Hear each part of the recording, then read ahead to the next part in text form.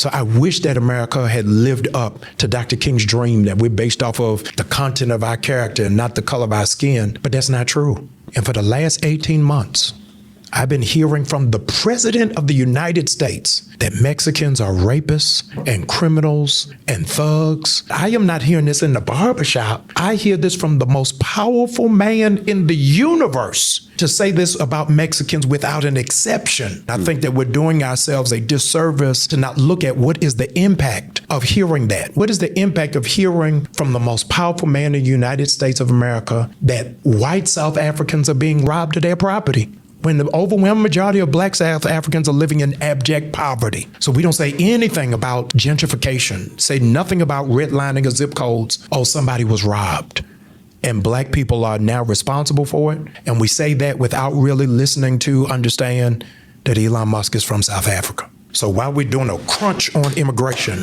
we get an invitation, all white South Africans come over because you're under imminent threat and under imminent danger. But black South Africans got to apply for a visa and are 9 times more likely to be rejected than a Russian. Is that based off of merit?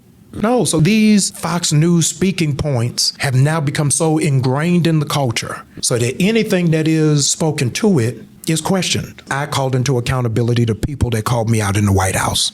I said, listen, nobody ever calls them into accountability. That you're going to hold my picture up in the White House on a stick. You say, hey, when did they hold up this black preacher's picture in the White House?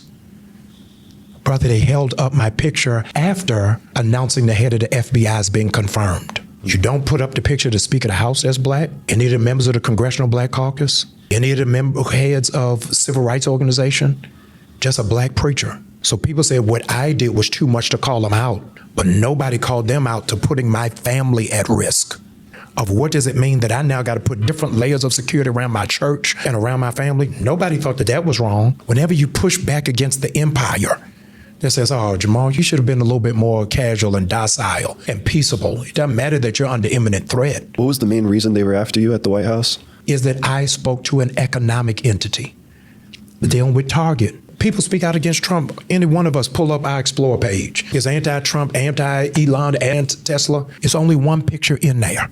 And that picture was mine because we're making an economic impact. Target has lost $2 billion in valuation. Their stock has dropped by $12 a share. Target quietly is laying off 25 people a day. This administration don't care nothing about no speeches, about no sermons. When you impact the economy, it doesn't say, hey, come on, Jodeci, come and talk to me.